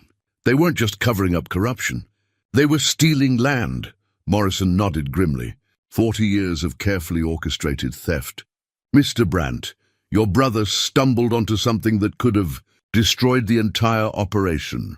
The documents painted a picture of conspiracy that reached from corporate boardrooms to sheriff's offices to federal agencies. Consolidated Western had been using a network of corrupt officials to suppress geological surveys, intimidate property owners, and eliminate anyone who threatened, to expose their systematic theft of mineral rights. Land that should have made its owners wealthy beyond imagination had been acquired for pennies, on the dollar, through a combination of legal manipulation, outright fraud, and, when necessary, murder. The company's profits over 4 decades had been built on a foundation of stolen resources and spilled blood. "But why kill Maria and Miguel?" Eli asked, his voice thick with emotion. "They weren't landowners. They weren't threats to the mining operation. Because Maria had worked as a housekeeper for Thomas Kellerman, the company's regional director," Morrison explained. She'd seen documents, overheard phone conversations, witnessed meetings that proved the whole conspiracy. When she tried to report what she'd learned to federal authorities, Kellerman realized she had to be silenced, and Caleb got caught in the middle. "Your brother tried to protect them. He thought he could hide them in the canyons until the heat died down, maybe get them safely out of the state. But Kellerman had too much invested in keeping those secrets buried. He used my father's resources to hunt them down, like animals." The radio crackled again, Kellerman's voice sharp with impatience. "Jake, what's taking so long? We've got a board meeting in 3 hours, and I need this situation resolved." Morrison stared at the radio for a moment, then made a decision that would change everything. "Mr. Kellerman, this is Deputy Jake Morrison, officially informing you that I'm placing you under arrest for conspiracy to commit murder, theft of mineral rights, and corruption of public officials." The silence that followed was so complete that Eli could hear his own heartbeat echoing off the canyon walls. When Kellerman finally responded, his voice carried the cold fury of a man who'd just been betrayed by someone he'd considered completely under his control. "You've made a very serious mistake. Jake, your father learned what happens to people who forget where their loyalties lie. My father was murdered by the same people who killed Caleb Brandt and his family. And I'm done being part of it." Morrison reached into his jacket and pulled out a small digital recorder, the kind that law enforcement used to document interviews and confessions. "Everything we've said here has been recorded, Mr. Brandt. Every admission, every threat, every piece of evidence we've discussed." Eli stared at the recorder, hardly daring to believe what he was hearing. "You've been recording this whole conversation?" From the moment Henderson and I entered the canyon, I've been gathering evidence against Kellerman and his operation for months, trying to build a case that would stand up in federal court. I just needed something to break the conspiracy open, some piece of evidence that would make it impossible for them to deny their crimes. And my brother's case is that evidence? Your brother's case is the key to everything. The documents in that folder prove that Consolidated Western has been systematically stealing mineral rights for 40 years. But without witness testimony about specific murders, it's just a financial crime. With your brother's story, it becomes a conspiracy that includes multiple homicides. Morrison struggled to his feet, cradling his injured arm against his chest. But we need to move fast. Kellerman will have more people on the way. Real killers this time, not county deputies who might have second thoughts about murder. As if summoned by his words, the sound of helicopter rotors began echoing off the canyon walls. The aircraft was still distant, but it was approaching fast, and with the kind of purposeful flight pattern that suggested the pilot knew exactly where he was going. "They've been tracking us," Morrison said grimly. "Probably had surveillance on this whole area for weeks, waiting to see if anyone would come looking for answers about the old murders." Eli gathered up the mining documents and stuffed them into his jacket, his mind racing through possible escape routes. The slot canyon would offer some protection from aerial surveillance, but it was also a potential trap if Kellerman's people managed to block the entrance. "How many men will he send?" Eli asked as they prepared to move. "Enough to make sure there are no survivors this time. Kellerman spent 40 years covering up these crimes. He's not going to let an old cowboy and a rogue deputy destroy everything he's built." The helicopter sound was getting closer, joined now by the distant rumble of heavy vehicles approaching on the canyon rim. They were surrounded, outnumbered, and facing opponents who had both superior firepower and the resources of a multinational corporation behind them. But they also had something their enemies lacked: the truth, documented and recorded, ready to be transmitted to federal authorities who couldn't be bought or intimidated. All they had to do was survive long enough to get that evidence into the right hands. "There's a ranger station about 15 miles north of here," Morrison said as they began moving toward the canyon entrance. "Federal land, federal jurisdiction. If we can reach it—" "If," Eli interrupted, checking his rifle one more time. "That's a mighty big word when you're dealing with people who've already killed to protect their secrets." Boone appeared at his side. The dog's ears pricked forward as he tracked the approaching sounds of pursuit. The old blue healer might not understand the complexities of corporate conspiracy and mineral rights theft, but he understood loyalty, protection, and the bond between a man and his family. 30 years after Caleb's death, that bond was finally strong enough to demand justice. The question was whether Eli and his unlikely allies would live long enough to deliver it. The helicopter had landed somewhere on the canyon rim, its rotors winding down to silence that felt more ominous than the mechanical thunder of its approach. Eli counted at least 2 more vehicles arriving, their engines echoing off the red rock walls like the growl of hunting predators circling wounded prey. "They're setting up a perimeter," Morrison said, pressing his back against the canyon wall and trying to control the bleeding from his mangled arm. "Standard search and destroy protocol. They'll work their way down from the rim, sealing off escape routes as they go."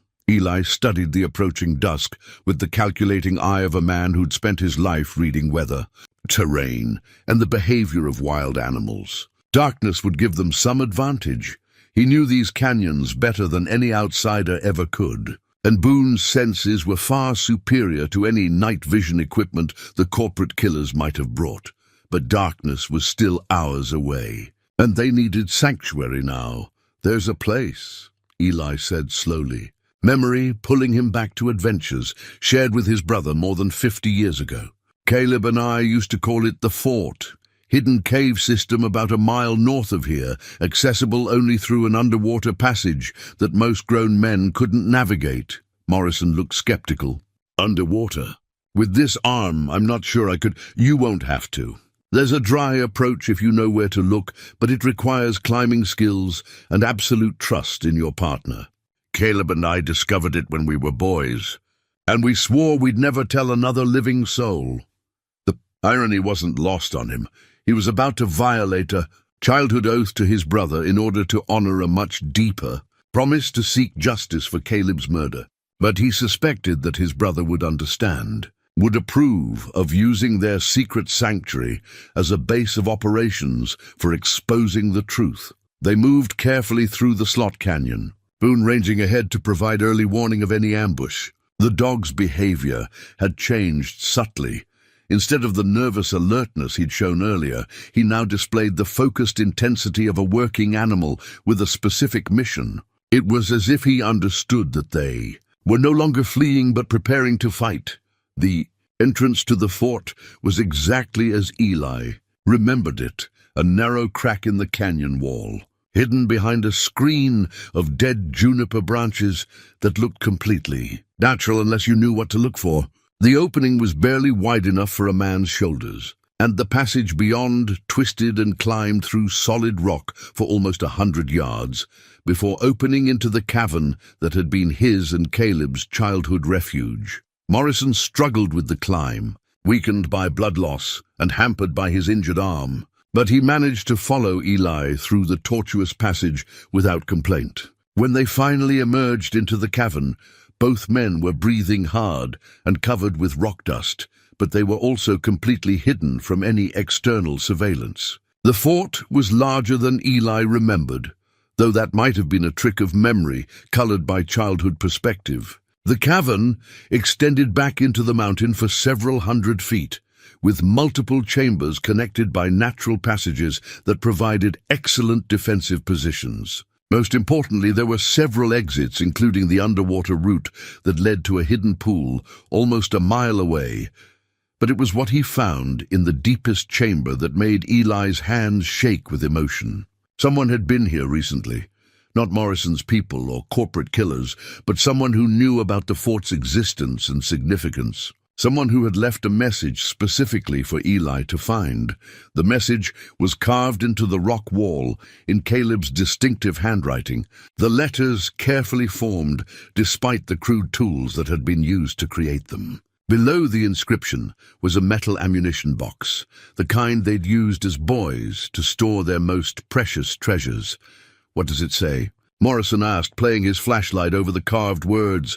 Eli's voice was thick with emotion as he read his brother's final message aloud. "For Eli, who taught me that family means never giving up on the people you love, even when they disappoint you. The truth is in the box. Use it wisely. Use it well. Your brother always, CJB."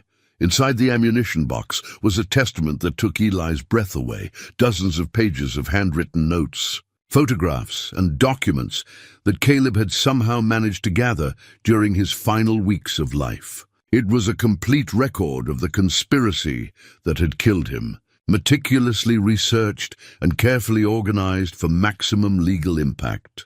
The first page was a letter addressed directly to Eli, written in his brother's familiar script. "My dear brother, if you are reading this, then my worst fears have come to pass, and I am no longer alive to protect the people I love.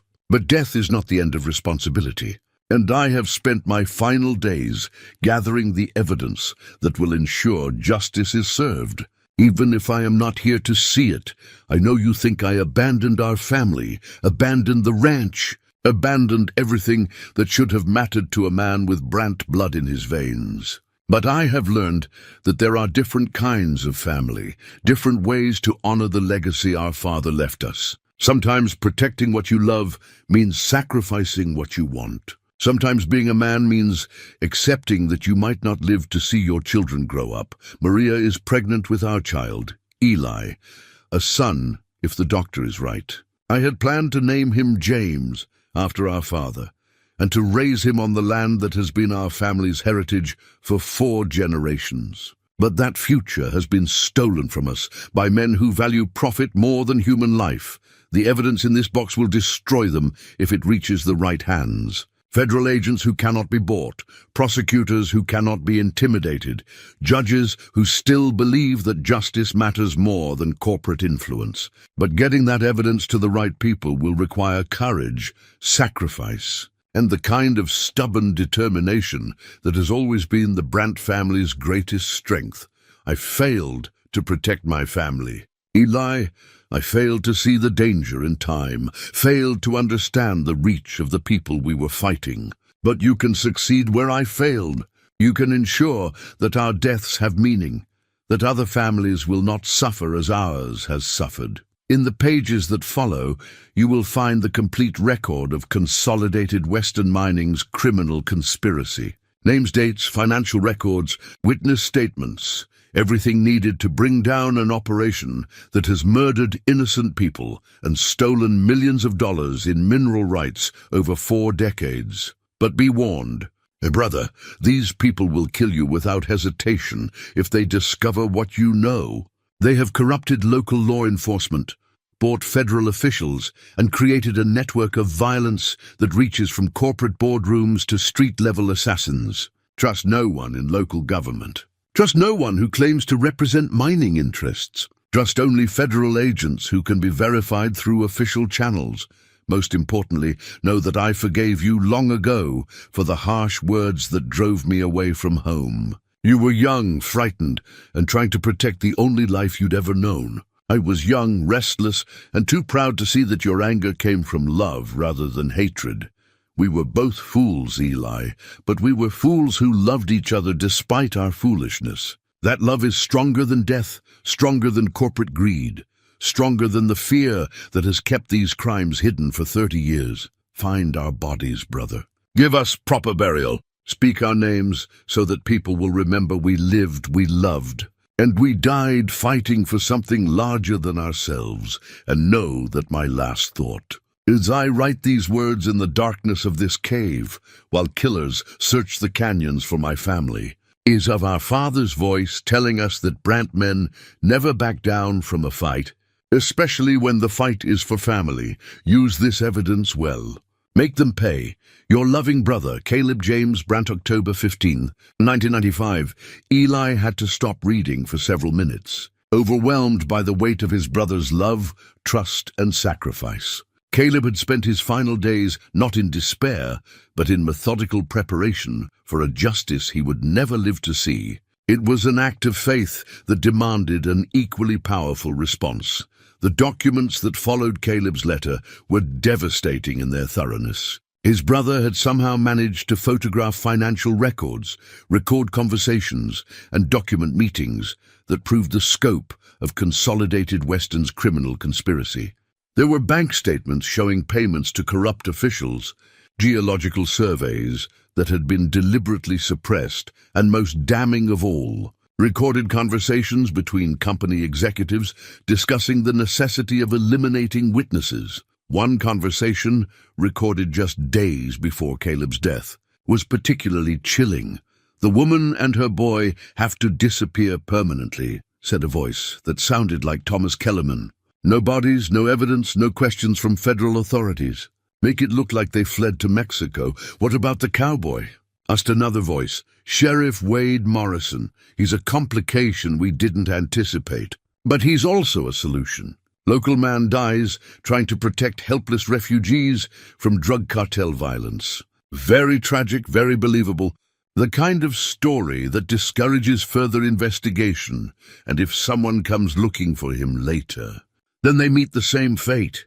This operation has generated over $200 million in profit over the past 20 years. Wade, that's worth protecting at any cost, Eli felt rage building in his chest as he listened to these men discussing his brother's murder with the casual indifference they might show when planning a weekend hunting trip. But alongside the rage was something more dangerous, a cold, calculating fury that demanded not just vengeance, but complete justice. "Morrison," he said quietly, showing the deputy the recording device. "Your father wasn't just a corrupt sheriff. He was a full partner in multiple murders." Morrison's face had gone pale as he listened to the recorded conversation. I knew he was dirty, but I never imagined. Christ, they planned it all out like a business transaction. And now Kellerman's planning to do the same thing to us, Eli observed. Which means we have one advantage he doesn't expect. What's that? We know exactly how he thinks, how he operates, how he's going to try to kill us. Eli began organizing Caleb's evidence into a portable package, his mind already working through the tactical implications of what they'd learned. He's going to stage our deaths to look like something other than corporate murder. Probably an accident, maybe a dispute between locals that got out of hand. So how do we use that against him? Eli smiled grimly, feeling for the first time in 30 years the kind of fierce joy that came from having a clear mission and the tools to accomplish it. We give him exactly what he expects, right up until the moment we turn his own plan against him. Boone whined softly and pressed against Eli's leg, offering the wordless support that had sustained them both through years of loss and loneliness. But now they weren't alone anymore.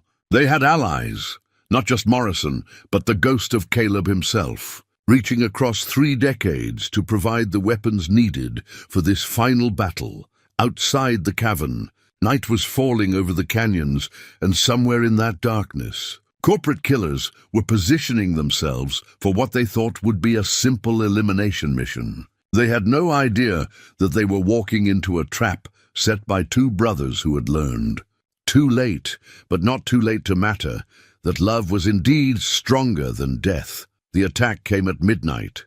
Exactly as Eli had predicted, he'd positioned himself at the cavern's main entrance, using Caleb's 30-year-old intelligence about Kellerman's operational patterns to anticipate exactly how the corporate killers would approach their target. They were professionals, but they were professionals who had grown accustomed to eliminating helpless witnesses rather than facing opponents who might fight back. Morrison crouched behind a natural barrier deeper in the cave, his injured arm bound with strips torn from his shirt and his service weapon ready for the fight that would either clear his father's name or bury him alongside the family legacy of corruption. The digital recorder in his pocket contained enough evidence to destroy Consolidated, Western's entire operation, if they survived long enough to deliver it to federal authorities.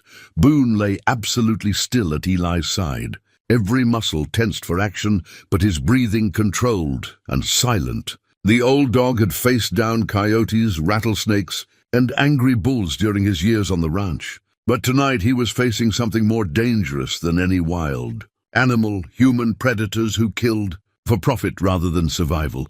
The first sign of attack was almost invisible, a tiny red dot of laser light that swept across the cavern entrance like a lethal firefly. Eli had seen similar devices during his brief military service 40 years ago, though the technology had obviously improved since then. Modern killers use modern tools, but they were still constrained by the same tactical realities that had governed warfare since the first cave dweller picked up a rock. They're using thermal imaging, Morrison whispered. Military-grade equipment. We're outgunned and outmanned.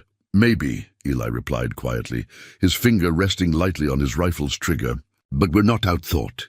And we're fighting on our home ground. The assault began with a flashbang grenade that detonated just inside the cavern entrance, filling the space with blinding light and deafening noise. It was exactly the kind of overwhelming force that professionals used to disorient their targets before moving in for quick kills, but Eli had closed his eyes and covered his ears the moment he saw the grenade's distinctive shape silhouetted against the night sky.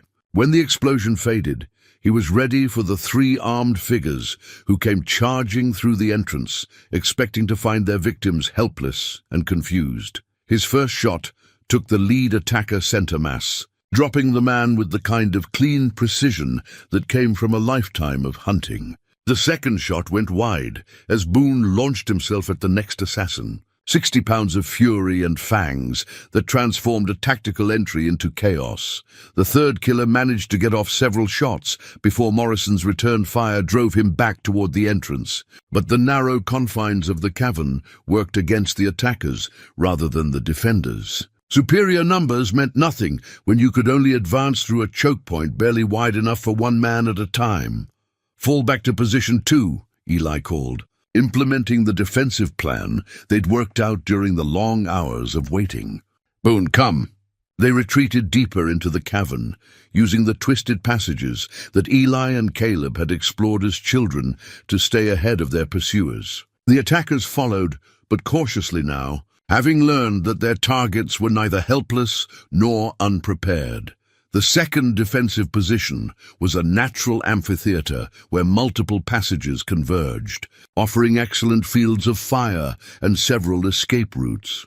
Eli had positioned additional ammunition and supplies here hours earlier, along with something that would turn the hunters into the hunted. Morrison was bleeding again, the stress of combat having reopened his arm wound, but his shooting was steady and accurate.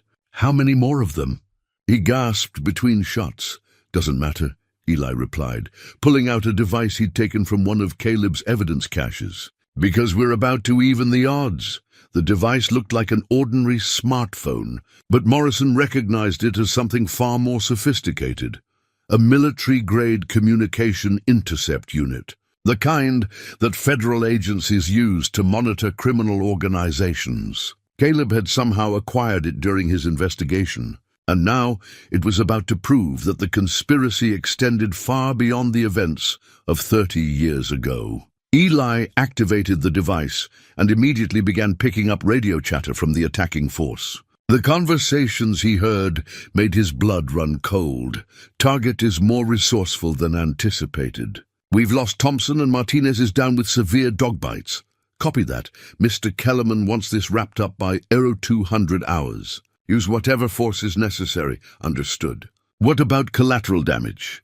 "There won't be any collateral damage because there won't be any survivors.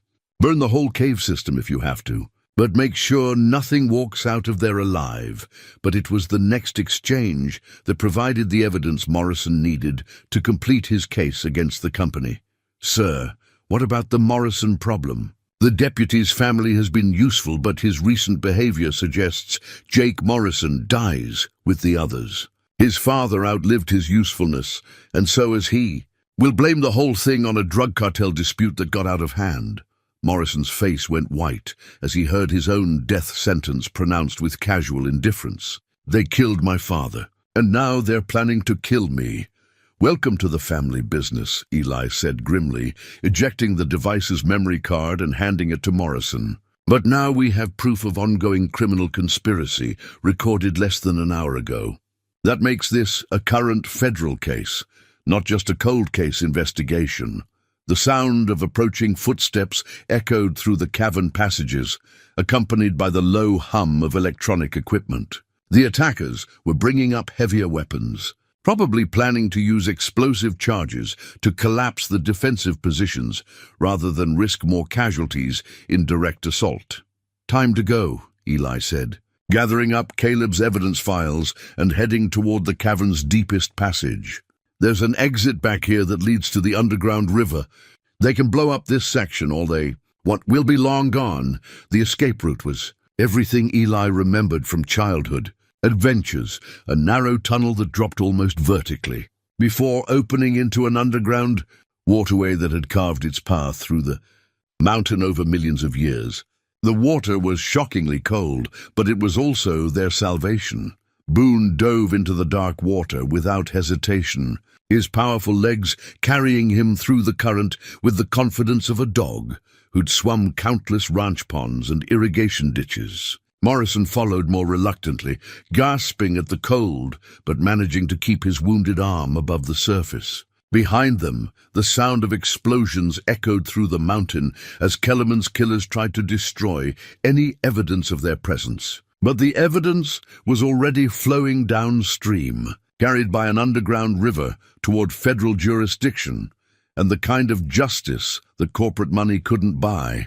They surfaced almost a mile from the cavern entrance, emerging into a hidden pool surrounded by cottonwood trees that had somehow found purchase in the rocky soil. The night air felt warm after the underground river's chill, and the stars overhead seemed brighter than Eli had seen them in years. "Where are we?" Morrison asked, shivering despite the mild temperature. Safe, Eli replied, helping the deputy climb out of the pool. And about 5 miles from the nearest federal facility, where we can hand over enough evidence to put Kellerman and his entire operation away for life. But as they prepared to begin the final phase of their journey toward justice, Eli found himself thinking not about victory, but about the brother who had made it possible. Caleb had died 30 years ago, but his careful preparation, his methodical gathering of evidence, and his unshakable faith in eventual justice had reached across 3 decades to provide the weapons needed for this final battle. Some bonds, Eli realized, were indeed stronger than death. The Federal Ranger Station sat like a beacon of hope in the pre-dawn darkness, its radio tower blinking red against the star-filled sky.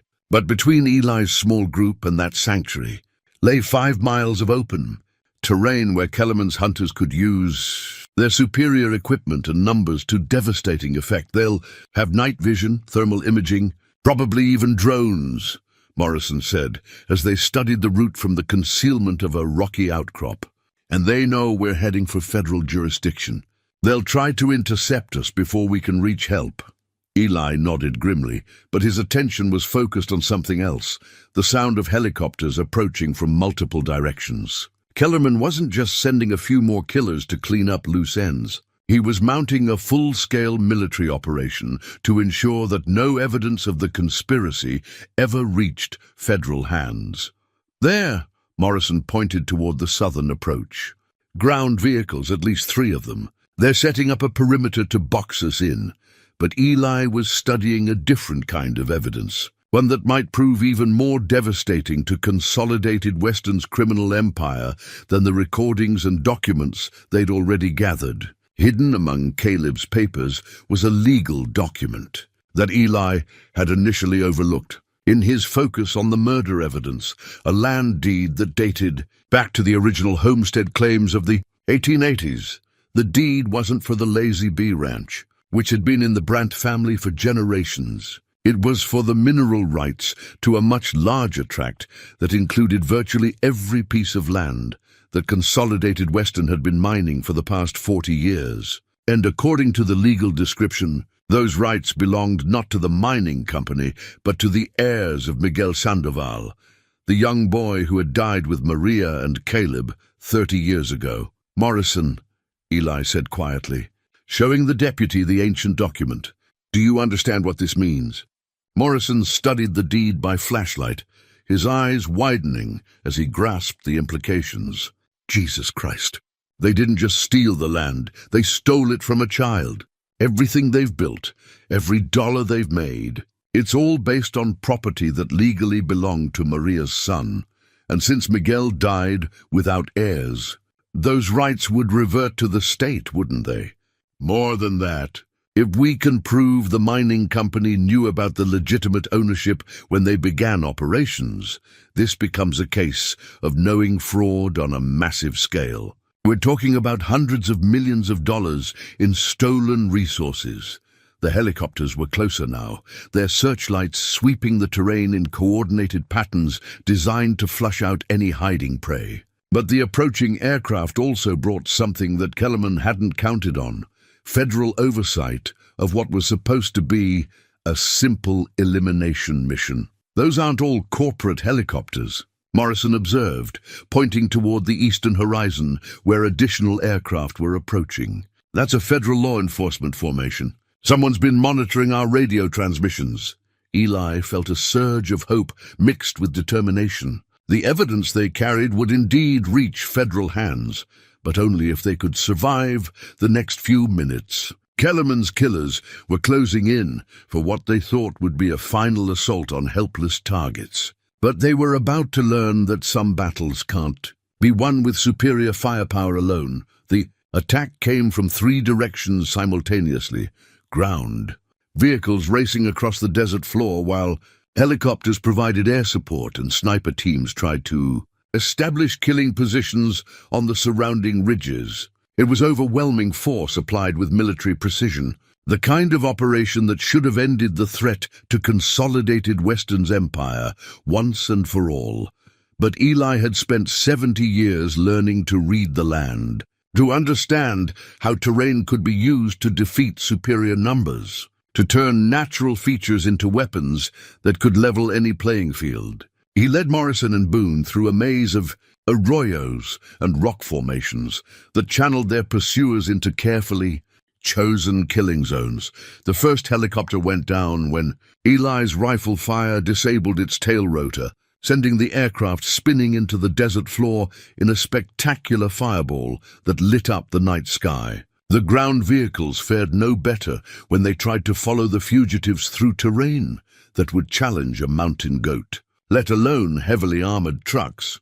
But it was Boone who provided the margin of victory that turned a desperate escape into a rout of Kellerman's forces. The old dog seemed to understand that this was his final mission, his last chance to protect the human he'd served faithfully for 12 years.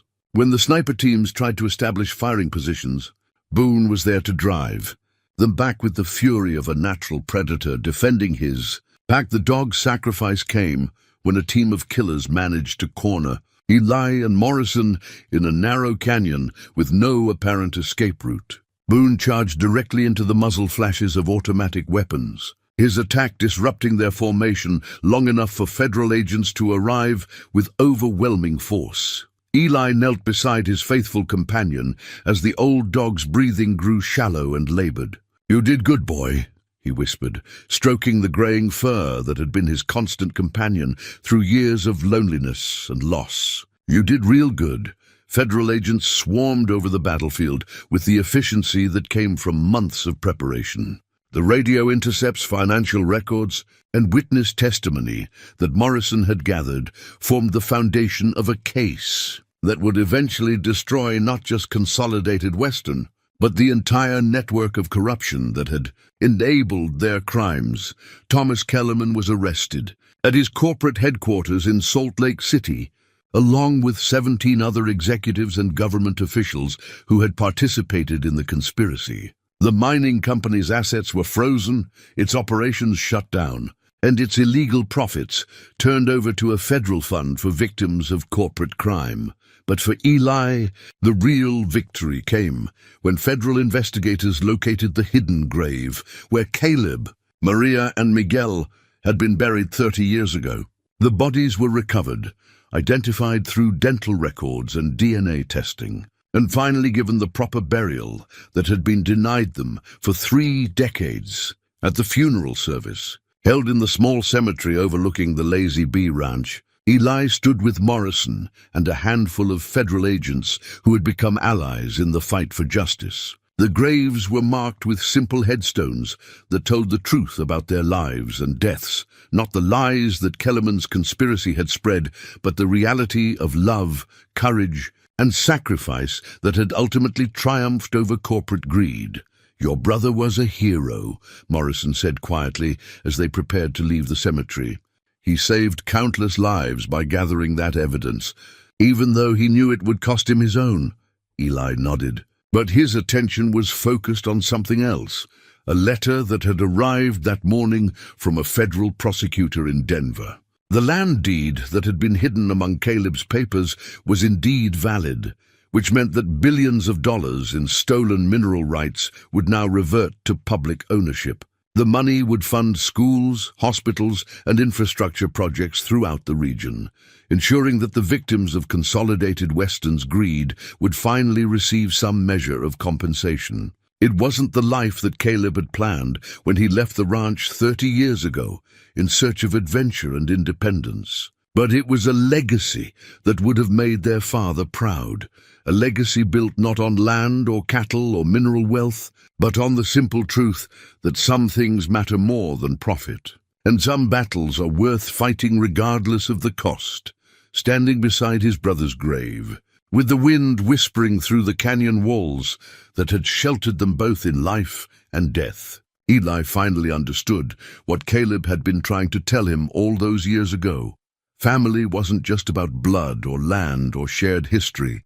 It was about choosing to stand together when the world tried to tear you apart. About protecting the people you love, even when it cost you everything. about leaving something better for the next generation, even if you didn't live to see it flourish. Caleb had learned that lesson in the end. And now, finally, so had Eli.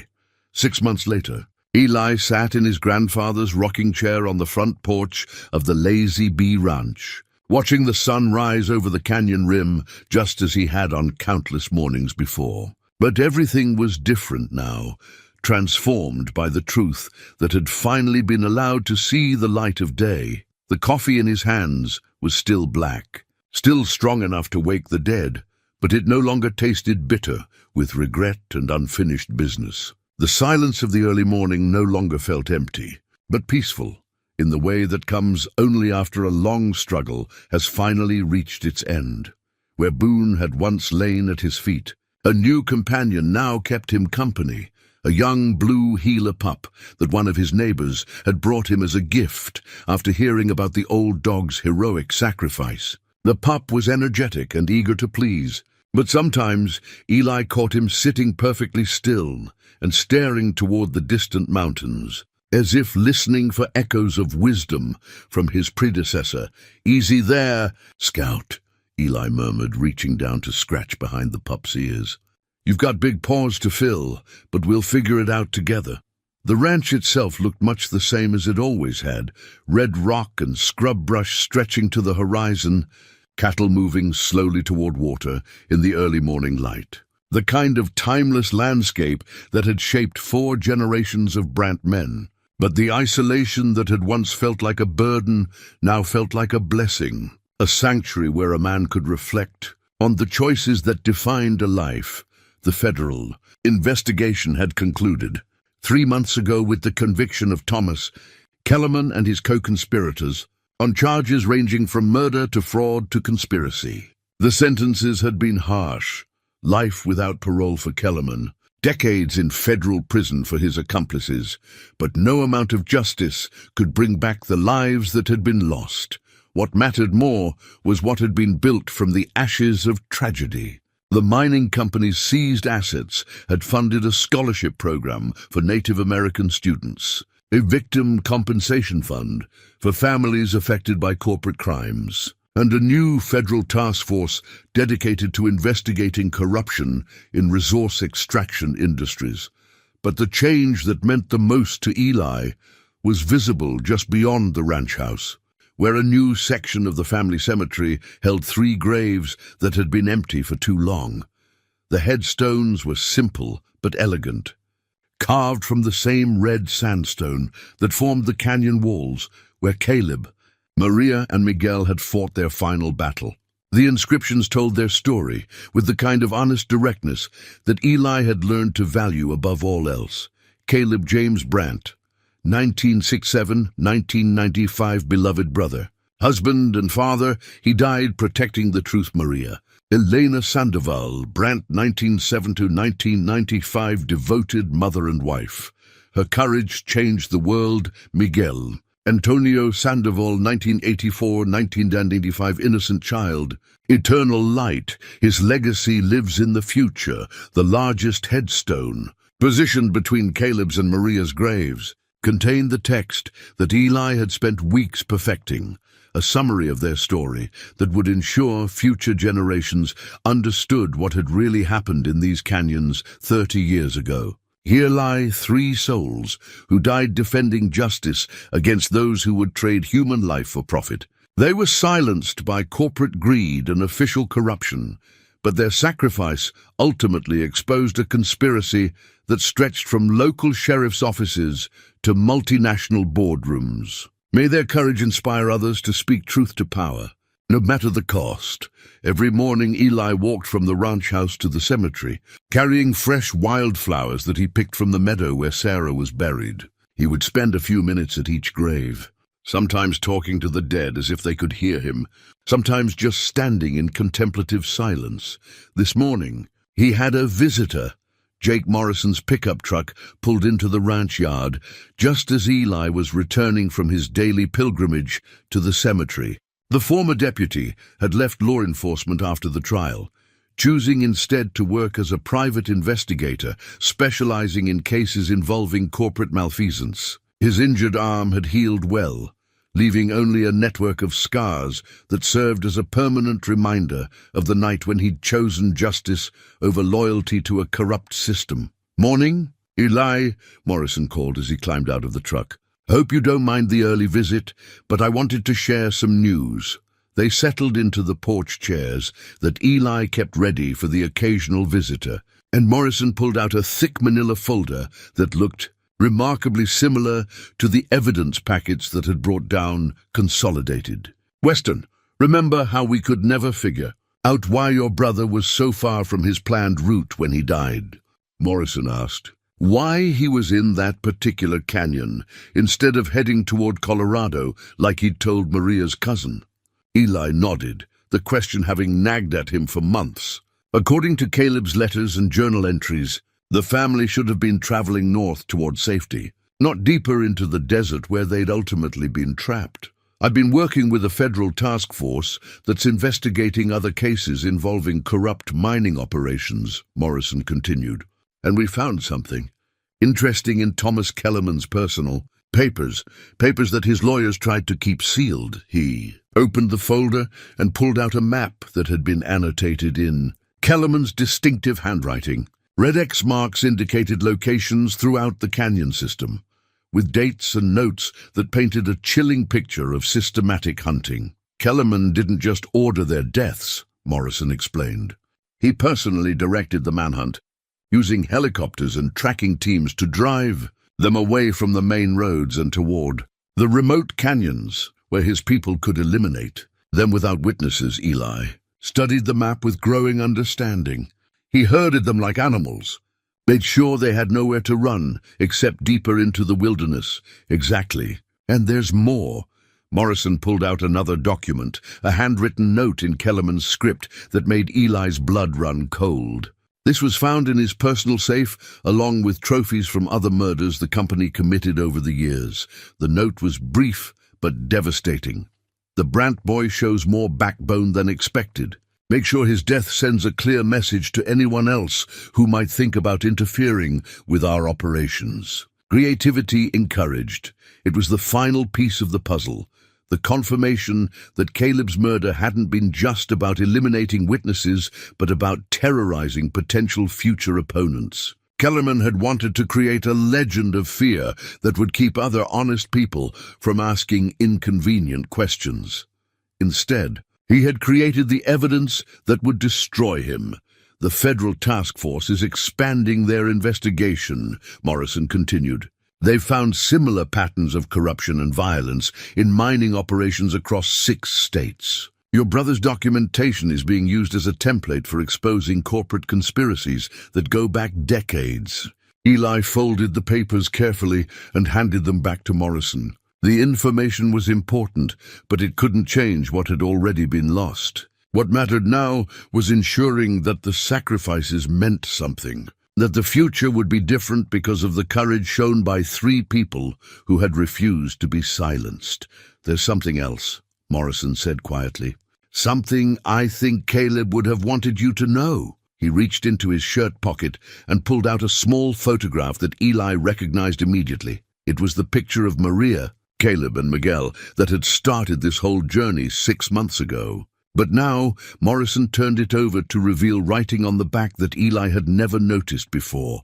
In Maria's delicate script were the words, "For Eli, the brother Caleb loved most in all the world. We hope someday you will forgive us for taking him away from you, and forgive him for choosing love over land. Your family always, Maria and Miguel." Eli's eyes filled with tears as he realized that Maria had been planning to reach out to him, to bridge the gap between the brothers that harsh words had created. She had understood that family was large enough to include everyone who was willing to love without conditions. And she had wanted to include Eli in the new life they were building together. "She knew," he said softly. "She knew Caleb still loved me, despite everything I'd said. And she knew he regretted the way things ended between you," Morrison replied. "The federal investigators found other letters she'd written but never sent. Letters to you, explaining who she was and asking if you might want to meet your new sister-in-law and nephew. the future that might have been stretched out like a phantom limb, beautiful and impossible and forever lost. But in its place was something else, the knowledge that love had indeed triumphed over hatred, that courage had proven stronger than fear, and that truth had ultimately prevailed over the forces that would bury it in unmarked graves. As Morrison drove away, and the morning settled into its familiar rhythm, Eli found himself thinking not about what had been lost, but about what had been found. He had recovered his brother's body, exposed his killers, and ensured that their story would be remembered. More importantly, he had learned that the bond between brothers was indeed stronger than death, stronger than words spoken in anger, stronger than 30 years of guilt and regret. The sun climbed higher over the canyon rim, painting the red rocks with the kind of light that made everything look newly created. Scout the puppy chased shadows across the porch, full of the kind of boundless energy that promised years of companionship ahead. And in the distance, barely visible through the morning haze, 3 headstones stood watch over the land that had sheltered them all. The living and the dead, the guilty and the innocent, the brothers